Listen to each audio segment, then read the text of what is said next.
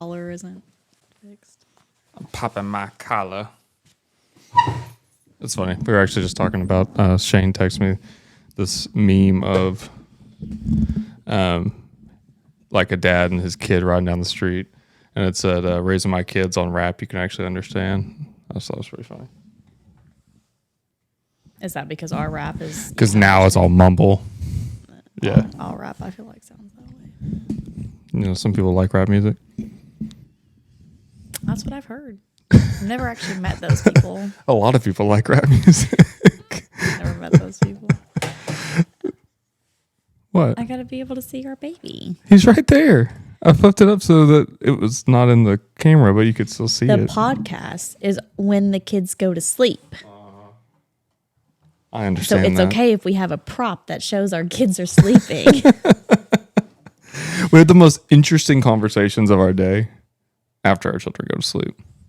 Yes, because that's the only time you can actually talk about anything interesting, because if you talk about it in front of them, they could repeat it. That's true. Or they may learn things about their parents they may not want to know. Or things they shouldn't know. That's true too. Yeah, it's funny. And then you're also like so delirious by the time your kids go to sleep that like your filters are down, I think. And so I think our filters kind of always stay down. I don't really know my filters down until after I say something, and then people say, it's like, oh, my bad.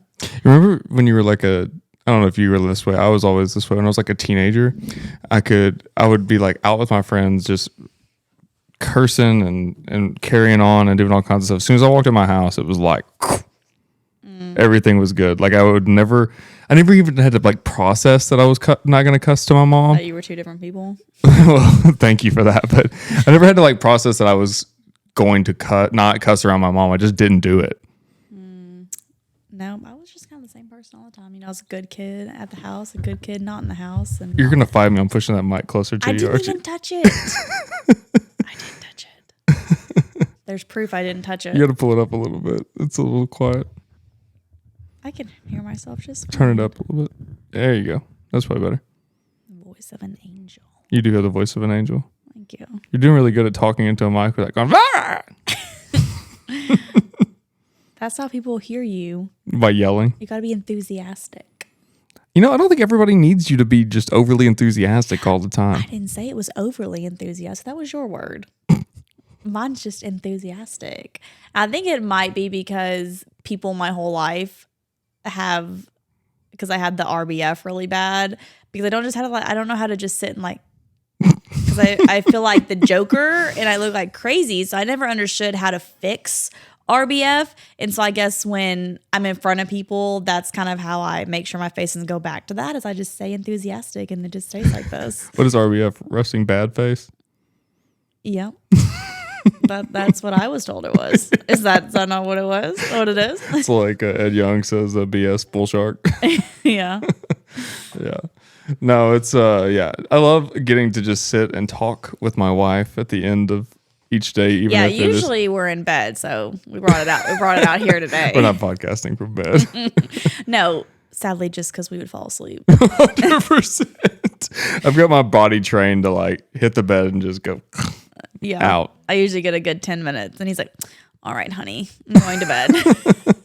And I feel like this is my time. This is where I can tell him all about my day. And I get a good 10 minutes. I got to make sure it's worth it. And at the end of 10 minutes, I realized he didn't say a word. So I'm going to have to let him talk. I like to hear it though. It's not like I don't like to hear about your day. Mm-hmm. But He starts is making funny. the sleepy face like, yeah.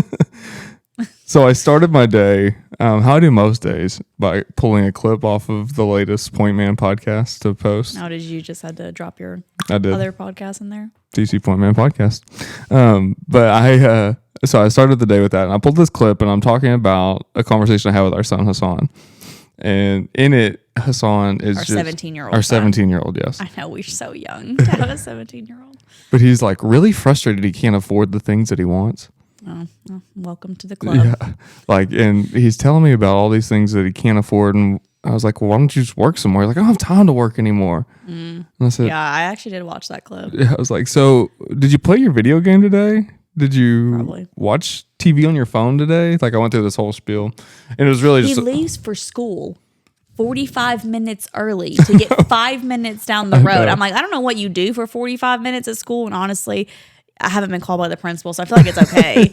And me 17, so I'm like, I used to rush to school. I'm like, I would know the exact minutes it took to get to school, get parked, and get in the building, and that's the exact minute I would leave the house. I'm like, that was not happening.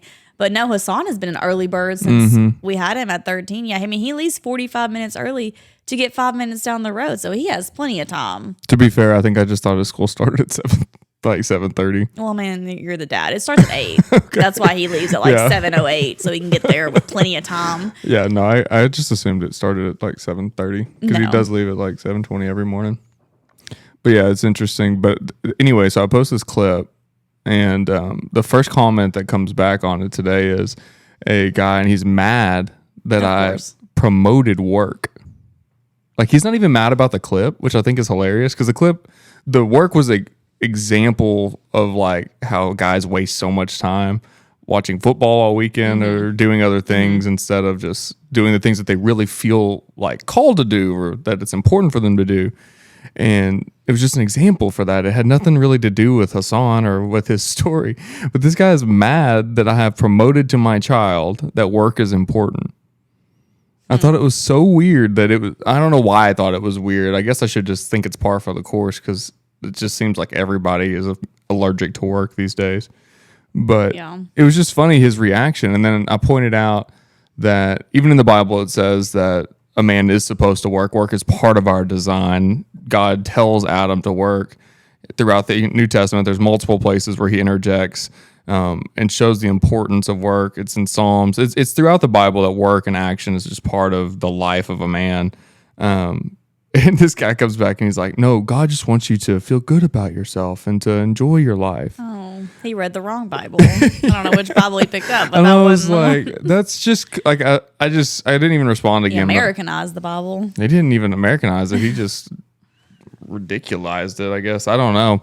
But I was just like, that's such a crazy, that's where we're at, where people are just to the point of God just wants you to be, it's not even be happy and be you, because that's a whole conversation that other people are having, but it's just this he just wants you to do whatever you want. It's let's remove any boundaries, you just be happy and be you and enjoy his creation. It's not what it says. No, and it's just completely. No, there's so many. I love, I read the Bible, a few times throughout the day. One of my favorite times is at night, and I'll be reading, and I always highlight and snapshot verses to Hassan, our 17-year-old, about being lazy. What's the one about stealing from your parents? Oh, I don't remember the reference, but it was if you steal, someone who steals from their parents is the same as a murderer in God's eyes. So our son, is it a klepto? He's not a klepto. He's not a klepto, but he is notorious for stealing food, for stealing things that we told him that he can have. I was like, because we still are young parents. I was like, and we were 3 years younger than we are now when we got him, and we're still at that. These are my snacks, and those are your snacks, and we don't give him caffeine because that was a mistake when we did that when we first moved in. So these are our caffeine drinks, and you don't get caffeine drinks. And he's notorious for, I can't have this, so I'm gonna sneak it, and they'll never find out. And I don't. Even now, 3 years later, we still find out, and he still does it. So, yeah, he sent me a crying face when I sent him that one. And I was like, but you know what? God forgives, and just don't do it again. I was like, because every time you do it, you're seen as a murderer. That would be kind of... That's quite right. It's not quite what it meant, but it was funny. It is funny. Yeah. But no, I send him verses all the time about being lazy is wasting your life, and it's wasting God's purpose. And so Hassan never has ever learned from us that work is not important. He does work hard. The example is it's a moment where we were having a conversation. For a 17-year-old, he does take work pretty seriously. Yeah, I think that it's something that the Bible teaches is that whatever you do, like I said, he hasn't had stellar jobs. He worked at Zaxby's and Firehouse. But you know what? He was the best little worker there, and he went above and beyond, and he was kind and courteous. And, that's what God expects us, no matter whether you're a CEO or you work for Firehouse. You be the best and put in your best effort, whatever you do. And that's one of the best ways to show God to others. If you're lazy, it's not going to help Yeah, you're spread the gospel at all. no. Even if that's not your like, No one's attracted to lazy people. that's pretty harsh, but I do agree. Oh, we're gonna cut that. We're definitely not, because I don't know how to do all that. But no, it's hard to like, it is hard in this world and this generation and this like just societal shift that we've had the last, really COVID. Like it was cool. Like fashion was really interesting. I like clothes and I like fashion things. And it was like I remember being in college and like a suit was not abnormal for just someone to wear to class, even like to dress nicely, wear slacks and a dress shirt and a sweater. Like it was, you kind of had some effort that you put in when you left your house. But then like COVID happened and we were all locked in. And then like you saw the shift in fashion where like fear of God becomes super popular. And it's like these fancy sweatpants essentially and like high end t-shirts. And that's like the style and the trend. And we've just normalized like levels of loungewear as fashion. That is one thing that I don't think our 17-year-old has grasped about like first impressions is because all of the sweatpants and all that stuff has become expensive. So you think that that's something that you can wear all the time. And I'm not saying you go into Walmart, throw on those sweatpants. I was like, but if you're I disagree. Wear jeans. That's where at least that's where I'm a little more casual than you. If I'm going to Walmart, I'm not dressing to the nine. I was like, I'm not going to wear pajama pants. Yeah. I'm going to put on a bra. I was like, that's what we're going to do. We're going to Walmart. We're not going to go the other end of Walmart where you wear pajama pants, you don't wear a bra, and you wear your eye mask and things like that. I was like, I'm not doing all that. Your moo and your hair rollers. Yeah, I was like, yeah, but I'll wear some sweatpants. I was like, but it's on. I was like, oh no, that stuff's in. So to a job interview, no, son, like you cannot wear that to a job interview. Like for your place of business, you should not wear that. To church where you're spreading the gospel to lost people that come in, like they want to see you as not the janitor. They want to see, if you're working on a camera or the coffee house or in kids, like they want to see that you're capable of, talking to them and communicating with them. And I think that the sweatpants, at least for anybody in our generation and above, it's seen as, it's just like a lazy, like you just didn't care enough. That you didn't care enough about them or about what you're doing to dress up. And that's one thing that's been really hard with Hassan to break. I was like, and I think it's just because like it's style. It's the style and their personal fashion is the most important matters. And I was like, but honey, finally what I told him is I was like, that might be important to your age. I was like, no one your age is giving you a job. And no one's making those decisions at 17, I was like, 18, people my age or older. And I was like, and our grandparents. Which, to be fair, I see people that are my age and what they call fashion. I'm like, that's just you bought a bunch of expensive stuff and threw it all on at the same time. Yeah. Like that's not fashion. It's just a big price tag on your outfit. But yeah, it is weird. And I think I think you're right. I think that's something I hadn't really thought about. It's just that became the culture. And so like as parents, we're kind of battling both. We're like, you want your kid to be, I don't really care if my kid's popular, but I don't want him to be odd man out necessarily. Like ostracized. Yeah. But at the same time, you're like, hey, there are moments in time where you have to think about other generations and other ages of people and their decision-making power and their thought processes on things. I do think that that's something that they just don't compute very well. No. And teenagers just don't compute very well.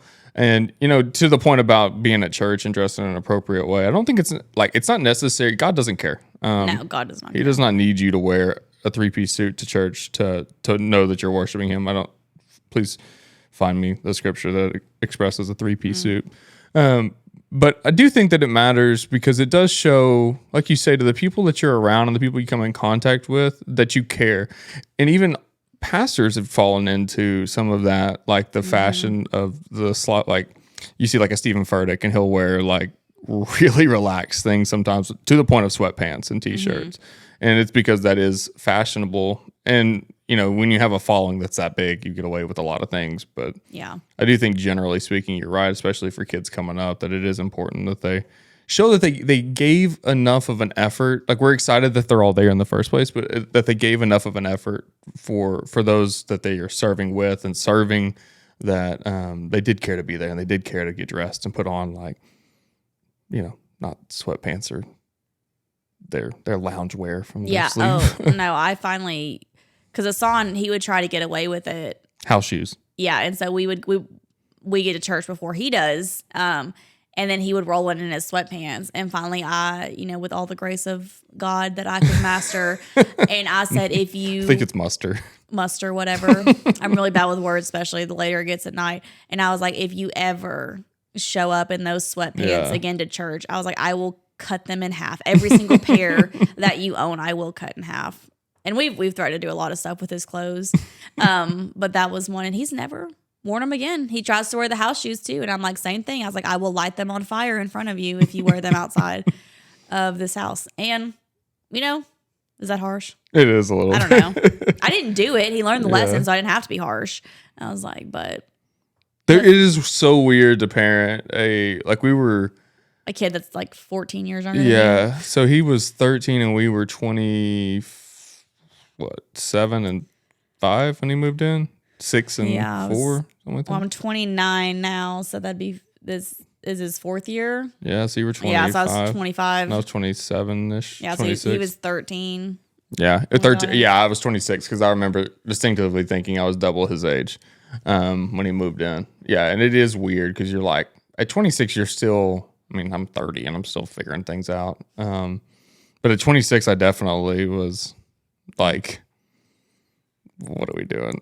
Like, I think I still kind of have those moments where I'm like, because we go on all these senior events. Yeah, that is the weirdest with the part. senior parents and doing the senior basketball walk, and I'm like, oh my gosh. I was like, we went on a college tour, and I was like, hey, I need a excuse slip for my kid, and they're like, are you sure it's not for yourself? And I was like, no. Well, it's that was probably multiplied because he's looking to go to college where we went to college, and so we're like walking through the places that we. Not that long ago, we're hanging out. So yeah, it is interesting. It is weird. It's always been weird since he's moved in to balance that out because it was funny when he first moved in. We liked the same music and we had the same shoes. And, yeah, you both had bad taste. Whatever you think, but we were into the same thing. So parenting, it's like, well, I can't listen to that if it's bad, and he can't listen to it. Adopting a teenager that's 13 years younger than you, I was like, really puts what is appropriate and what's not. I was like, because we would watch movies with the song when he first moved in, and I was like, oh yeah, we can watch that. And halfway through it, I was like, oh my gosh, turn it off. I was like, parenting does that to you just in general. I was like, I didn't know that word was in there. Yeah. Oh my, that scene was in there. And I'm like, Yeah, we're so desensitized to the I think it was Suicide Squad. I was like, because we went rough, yeah. We went to that in theaters, and then Hassan was like, oh, I was like, can we watch? He's like, yes, superhero movie. It was so awesome. And then he played it, and I'm like, oh, this is rated R. I was like, we never even looked, honestly, at the ratings. I was not 25-year-olds do. I was like, but they should. Not an advocate of yes, not an advocate. Yeah, we definitely look at the ratings now. Yeah, and 100%. It's not just for our kids; it's for us too. That was honestly expedited though by having a kid that we had to pay attention to. So because normally when you have a kid, you have this runway. So you are developing these types of skills as they age and as you age, and so the maturity levels they should kind of work together. We just kind of were like. And hit a wall. So all of those things that we had to figure out, we had to do it on the fly. And honestly, it was tough. We made a bunch of mistakes in the beginning. Still do. Yeah, but But we just tell Hassan you be 4 years old right now. Yeah, in all honesty, you wouldn't remember any of the mistakes that we did. We apologize all the time. That was a bad call. Yeah. We shouldn't have said that. Or we should have changed the way that we did that rules. It wasn't that way 6 months ago. I'm like, we were worse parents 6 months ago. We're better now. We're learning. Yeah, and I think it's important though, especially in that situation where they understand and you can have those conversations. Apologizing to your kid seems so backwards, but I think it's so powerful to be able to just look at them and be like, you know what, you're right. Yeah, we screwed this up. It doesn't you don't have to think that it removes your authority because you're sorry for making a mistake. You made a mistake. They're old enough to understand you made a mistake. Yeah, and most of the things that we've apologized for are been things that we've said in the heat of the moment, out of anger. Out of anger and frustration. or like fear of like the situation or like what was, going to happen, things like that. So that's usually, it wasn't ever, at least I can't think that we made a bad, like that we grounded him for something that was stupid. No, usually it's something Usually just it's something hot-headed that you say or do. that we were Not in our say. that we were in our feelings and we said something that was wrong, or we didn't act on the first time this happened. We acted on like the third or fourth, like, hey, we probably should act on the first time. That's usually when we apologize. It's never like, oh well, sorry we grounded you. That really wasn't that big a deal. Like, no, we stood behind all of it. Yeah, but it doesn't remove your authority just because Yeah. you ground or you say you're sorry because you made a mistake. In fact, I think it teaches them a lot about humility and about being responsible whenever you do something wrong, that it's okay to apologize to the people that you've wronged. And Well, yeah. And then, one thing I've learned with Hassan is like sympathy, empathy, those things are taught. They're not, they don't just come with you, just because you're a human being, you're sympathetic or you have empathy for people, that you have compassion. You have to teach that. I think the first 6 months that Hassan was here, he did on this table, he did a science experiment where he had to make a car, and he had an X-Acto knife and had to cut a square out of this styrofoam and carved several squares into our table that we had just bought. Hadn't even paid off yet because we were super poor and had to finance tables. We hadn't even paid it off yet. And he had done these squares and I was like, oh my gosh, he's going to feel so bad. Like I was prepping myself for how I was going to have this conversation. Like, there's going to be a punishment, but there's also like, he's going to be so upset.